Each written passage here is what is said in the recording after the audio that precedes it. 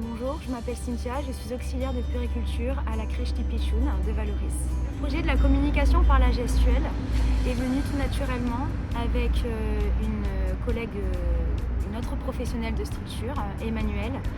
Donc d'un accord, on a mis en place ce projet puisqu'on rencontrait des petites problématiques, la frustration de l'enfant. Et on s'est dit mais comment est-ce qu'on peut améliorer l'accueil de l'enfant en collectivité. Donc le projet a été mis en place en fin d'année chez les bébés. Nous avons commencé par les besoins physiologiques, manger, boire, dormir, caca, pipi. Donc voilà, le projet a pris son chemin. L'année qui a suivi, donc chez les moyens, nous rencontrions des enfants qui n'ont pas encore acquis le langage. Donc lors des moments des temps forts, par exemple le matin, lors des regroupements sur le tapis, des chansons, on apprenait des petits mots simples, donc au travers des chansons. L'âge des moyens est une période de transition, donc ils ont besoin aussi de limites. Donc très rapidement, nous avons appris le mot ranger, les jeux. Lors des moments de repas, nous avons appris des mots tels que le pain, le fromage. Et lors des repas, les enfants nous disaient encore du pain. Voilà. Et l'année chez les grands, c'était des enfants qui avaient acquis le langage, mais nous continuons à signer puisqu'il est important d'associer le geste à la parole. Donc c'était des enfants qui arrivaient à mettre des mots sur les émotions. D'ailleurs, nous signons les émotions et ils disaient j'ai peur, j'aime pas, je suis content. Et c'était des enfants qui étaient tout à fait agréables, sereins et c'était un groupe apaisé. Et nous avons pris beaucoup de plaisir à accompagner ces enfants au long des 3 années qui ont suivi. Bonjour, Ali Mousson, éducatrice de jeunes enfants, coordinatrice de petite enfance et référente des accueils spécifiques, anciennement en direction de la crèche de Tipichoun. Donc, tenant cette direction, j'ai eu vent du projet des professionnels qui a été très bénéfique et j'ai constaté cela directement sur le terrain. Donc j'ai voulu transmettre après tous ces bénéfices dans les autres structures. On a commencé à mettre en place des réunions avec d'autres professionnels, encouragés par les 2 professionnels déjà sur le terrain qui menaient à bien ce projet. Et on a commencé à faire des formations aussi en interne avec des professionnels spécialisés dans la communication gestuelle.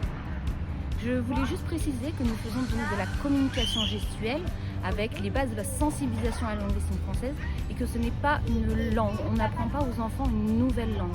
C'est juste une aide, donc c'est un geste qui est associé vraiment à un mot.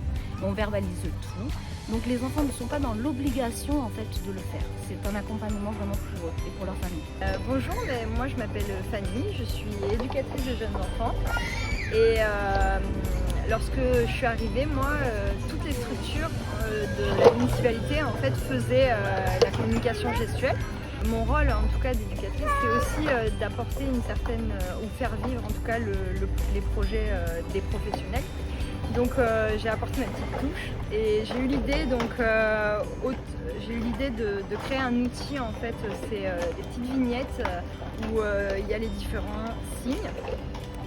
Et c'était autant pour les professionnels qui elles aussi voulaient vraiment des fois étaient motivées à faire le projet mais ne savaient pas tout le temps si elles sont en attente de formation, du coup elles n'avaient pas forcément les gestes et l'importance qu'on fasse tout le monde les mêmes gestes en réalité. Et aussi pour les parents du coup qui étaient intéressés par le projet et qui voulaient le faire à la maison. Bonjour, je suis le docteur Calvi, je suis pédiatre, chef de service de pédiatrie à l'hôpital d'Antibes. J'assure des consultations de suivi à l'hôpital et au pôle santé Valoris.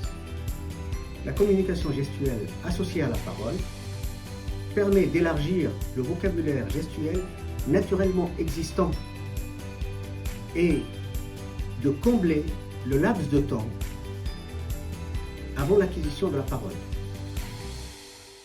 Pour tout ça, pour une meilleure compréhension des besoins du petit. Ce langage non verbal, il faut savoir qu'il est aussi important que le langage oral, pour plusieurs raisons. Il permet de réduire le sentiment de frustration du bébé et des parents.